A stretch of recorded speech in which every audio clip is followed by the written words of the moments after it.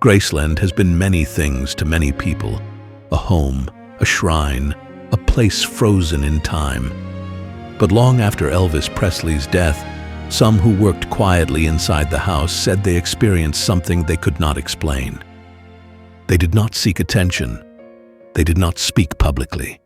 In this program, Donna Presley reflects on what Graceland staff later said and why these accounts were kept within the family. Hello everyone, I'm Donna Presley, and I'd like to welcome you to the Donna Presley official YouTube channel. You know, there are moments that we cannot explain, and there are places in this world where memory simply does not live in the mind alone. It lingers in the air. It leaves an imprint, like a faint vibration that never quite disappears. For me, Graceland has always been one of those places. When Elvis passed, the house changed. Everyone who lived there was a heaviness that settled over the rooms, a stillness that had never been there before.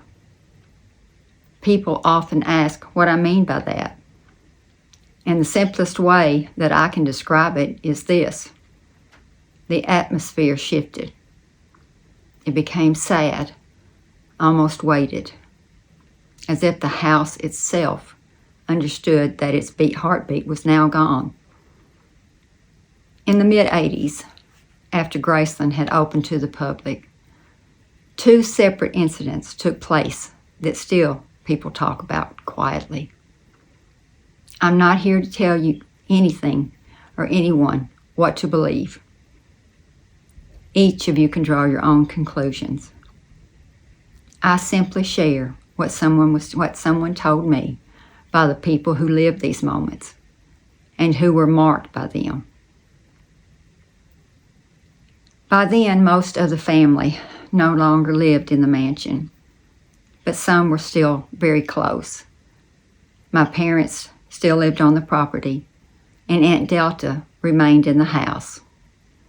She was a strong and steady presence, and in many ways, she kept the spirit of family anchored there, even as Graceland changed around her. The first incident happened one night at the meditation garden. One of the security guards, a man known for being calm and dependable, was doing his usual rounds. It was late, and the grounds were quiet. Nothing out of the ordinary. He said that as he walked through the garden, he looked up and saw Elvis. Not a shadow, not a flicker, not a suggestion of any movement. To him, Elvis appeared solid, standing still, looking directly at him. What shook him most was the expression on Elvis's face. He described it as furious, not troubled, not sad, but deeply angry. The guard froze where he stood, unable to move, unable to understand what he was seeing. After a few seconds, fear overtook him. He turned and left immediately. He did not complete his shift. He left the property at once. He refused to return, even to collect his pay. He insisted that the check be mailed to him because he was never coming back through those gates again. The second incident involved a member of the staff. She was working quietly one afternoon, alone at the time, when suddenly she felt the distinct sensation of someone watching her. She turned and she saw Elvis. Again, solid, still, looking straight at her with that same unmistakable expression of anger. She said she saw him only for a few seconds, but long enough to read his face clearly. Long enough to know it was not a trick of the mind. The experience affected her deeply. It took quite some time before she felt at ease again. What does any of this mean? I really couldn't say, and I won't even try to. People have their own beliefs and their own understanding of what is possible.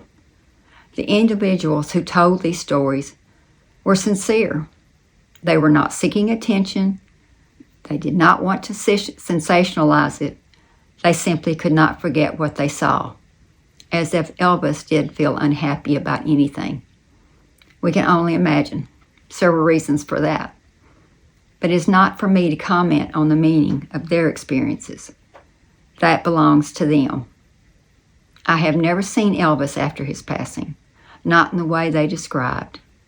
But I did have a moment of my own when I was 12 or 13 years old. It was during a staff change. No one else was in the house, and Grandma asked me to open the back door to let one of the maids in for work. As I walked through the hallway, I suddenly heard footsteps. I stopped and looked, and no one was there. I started walking. The steps started again. I ran straight back to Grandma's room as fast as I could. She took one look at me and understood immediately that something had frightened me. When I told her, she said very calmly, "It's only Gladys, honey. She won't hurt you. She walks these halls all the time." So who knows? Perhaps certain places hold on to the presence of those who loved them. Perhaps memory has a strength we do not fully understand. And perhaps grief leaves traces that continue to move through the rooms where once they were loved and filled with love and laughter. What I do know is this: Graceland has never felt the same since he was taken. There has always been a void, a silence that does not belong to this world, a weight that rests in the air, especially in the rooms he filled with laughter, music, and life. Whether these moments were visitation or echoes or simply the human heart responding to loss, I cannot tell you. I only know that the house remembers him, and perhaps in his own way, he remembers the house too. I still talk to people from all over the world every day, and they tell me that when they walk into this house in Graceland, they feel his presence. So do I.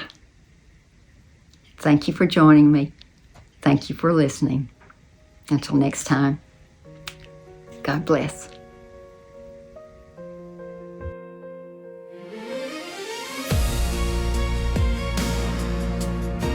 We all carry our own understanding, our own boundaries between fact, memory, and meaning. What matters here is not persuasion, but reflection. That these stories were spoken quietly by those who lived and worked within those walls.